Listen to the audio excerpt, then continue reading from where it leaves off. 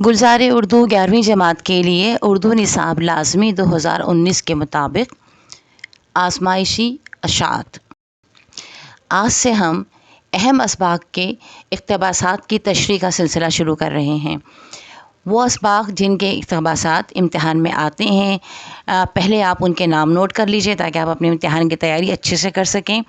Number 1 ہے قومی اتفاق، دوسرا زبان گویا، نمبر 3 تخلیق کائنات، نمبر 4 کچھ ذریعہ تعلیم کے باب میں، نمبر 5 سندھی شاعری کے تراجم، نمبر 6 تھر کی نادیہ کماچی، نمبر 7 ملکہ بلقیس کا محل، نمبر 8 بنام میر مہدی مجروح، یہ خطوط ہیں۔ نمبر 9 خان محمد نیاز الدین کے نام، نمبر 10 بنام صدیق جاوید۔ تو یہ وہ اسباق ہیں کہ جن کے اقتباسات امتحان میں تشریح کے لیے آتے ہیں۔ سب سے پہلے جو چیپٹر ہے وہ ہے قومی اتفاق۔ تو سب سے پہلے جو ہے ہم شروع کریں گے قومی اتفاق کے اہم اقتباسات کی تشریح۔ بسم اللہ الرحمن الرحیم۔ ربی یسر ولا تعسر و ربی تامم بالخیر۔ اقتباس نمبر 1، مجھے اس بات کے دیکھنے سے نہایت افسوس ہے کہ ہم سب آپس میں بھائی تو ہیں مگر مثل برادران یوسف کے ہیں۔ آپس میں دوستی اور محبت، یکدلی اور یکجہتی بہت کم ہے۔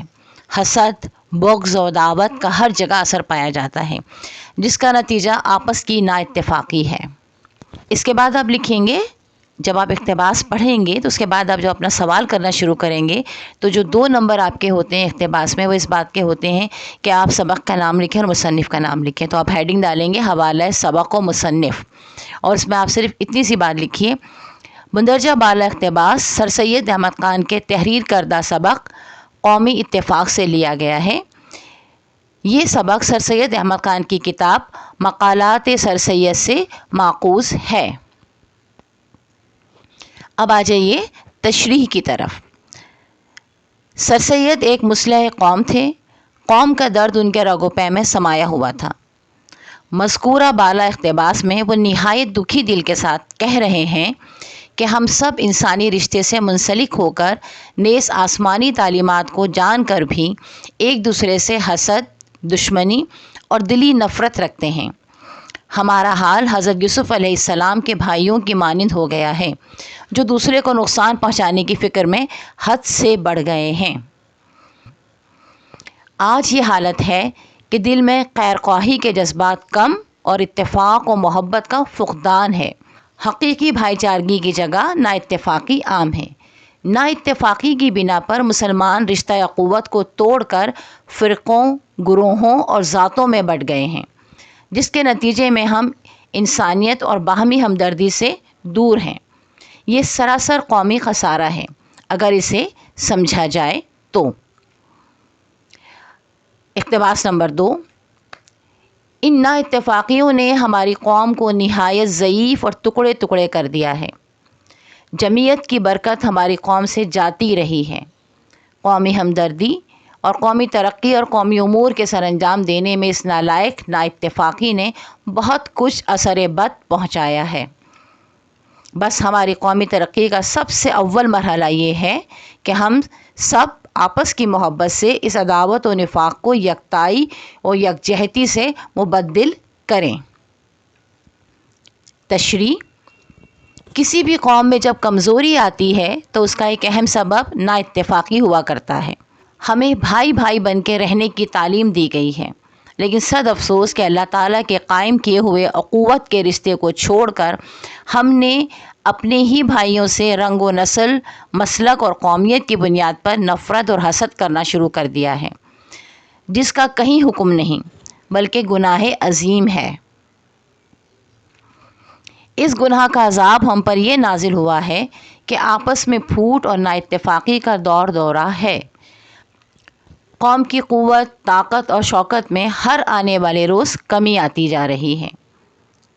برا ہو اس نا اتفاقی کا جس کے مضر اثرات اس قدر پھیل گئے ہیں کہ قومی ہمدردی ایک بے معنی شے بن کر رہ گئی ہے، اور وہ دن دیکھنے پڑے ہیں کہ قوم ترقی کے بجائے زوال آمادہ ہے۔ بس ہماری اولین ترجیح یہ ہونی چاہیے کہ قوم کی ترقی کی خاطر آپس میں محبت اور اتفاق پیدا کریں، نفاق کے بجائے یکجہتی کو اختیار کریں۔ بظاہر یہ ایک مشکل کام ہوگا، لیکن اس کے صلے میں قوم ترقی کی شاہراہ پر گامزن ہو جائے گی۔ ہماری ترقی اور فلاح بھی قوم کی کامیابی سے وابستہ ہے۔ اقتباس نمبر 3، اتفاق کے قائم رکھنے کی جس کی ہم کو ضرورت ہے ایک اور عقلی و نقلی راہ ہے جس کی پیروی قومی اتحاد کا ذریعہ ہو سکتی ہے۔ انسان جب اپنی ہستی پر نظر ڈالے گا تو اپنے میں 2 حصے پائے گا، ایک حصہ خدا کا اور ایک حصہ اپنے ابنائے جنس کا۔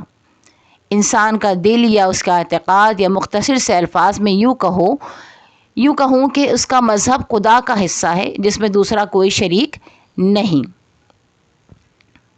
اس کے عقائد کی جو کچھ بھلائی ہو یا برائی ہو، اس کا معاملہ اس کے خدا کے ساتھ ہے۔ نہ بھائی اس میں شریک ہے، نہ بیٹا، نہ دوست، نہ آشنا اور نہ قوم۔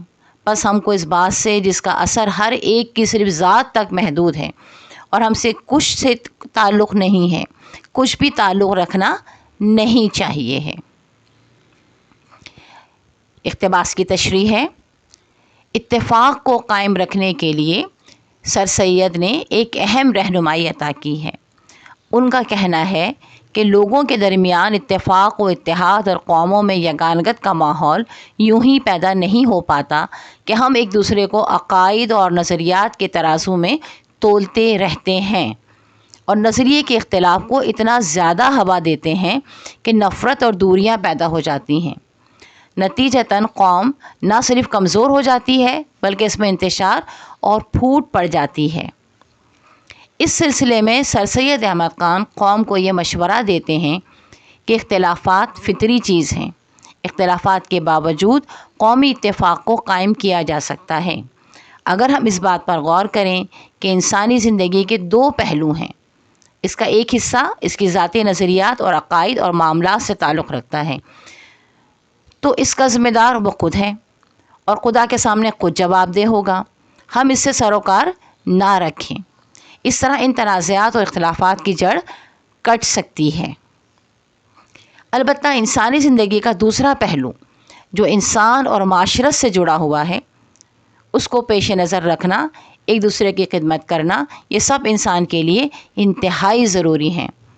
بنی نوع انسان جسے سر سید نے ابنائے جنس قرار دیا ہے کے ساتھ رواداری، ہمدردی اور اتحاد پیدا کریں تو قومی اتفاق کی فضا قائم ہو سکتی ہے۔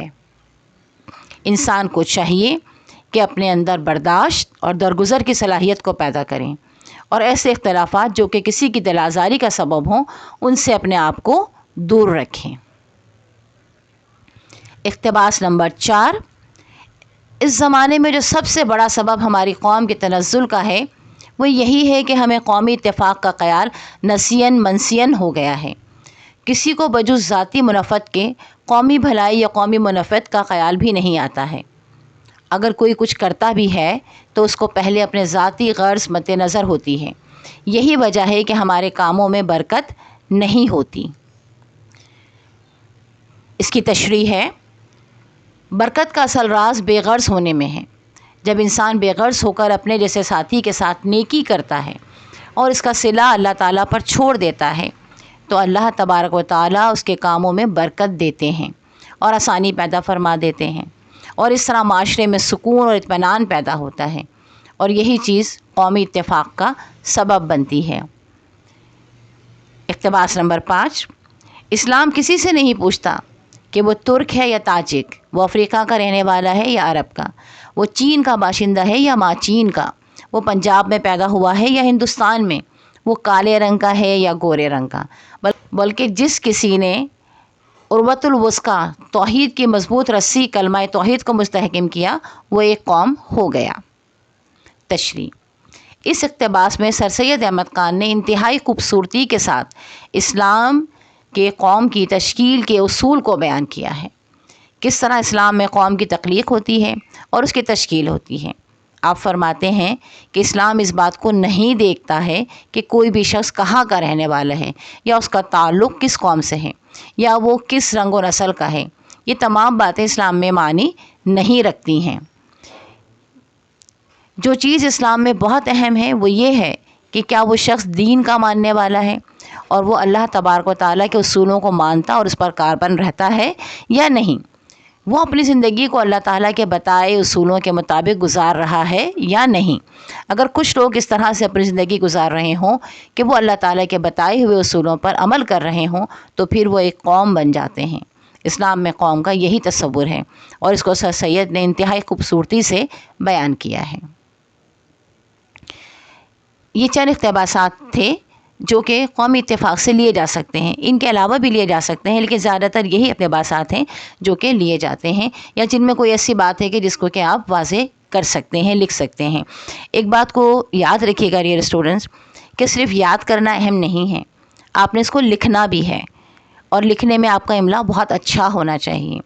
لہٰذا کوشش کیجیے گا کہ آپ اس کو لکھیں اور کئی بار اس کو لکھ کر دیکھیں تاکہ جب امتحان میں آپ اس کو لکھنے کے لیے بیٹھیں تو آپ کو یہ پریشانی نہ ہو کہ فلاں لفظ زبان پہ تو ہے لیکن قلم میں نہیں ہے، اب اسے لکھا کیسے جائے۔ ہماری دعائیں آپ کے ساتھ ہیں، اللہ تعالیٰ آپ کو کامیابی عطا فرمائے۔ ہمارے اس چینل کو ضرور لائک کیجیے گا، شیئر کیجیے گا اور سبسکرائب کیجیے گا، اپنے دوستوں تک ضرور پہنچائیے گا اور کمنٹس کرنا ہرگز نہیں بھولیے گا، ضرور کمنٹس کیجیے گا، آپ کے کمنٹس بہت اچھے لگتے ہیں اور امپروومنٹ میں اور خاص کر مجھے ایک موٹیویشن دیتے ہیں کہ میں مزید ویڈیوز بناؤں۔ جب آپ اپنی ضرورت بتاتے ہیں یا جب آ کر مجھ سے بات کرتے ہیں، مجھے بتاتے ہیں تو مجھے بہت اچھا لگتا ہے، تو لہٰذا کمنٹس اپنے ضرور کیجیے گا۔ انشاءاللہ اللہ نے چاہا تو آپ ضرور کامیاب ہوں گے۔ اللہ تعالیٰ آپ کا حامی و ناصر ہو اور اللہ آپ کو دین اور دنیا دونوں میں کامیابی عطا فرمائے۔ آمین ثم آمین۔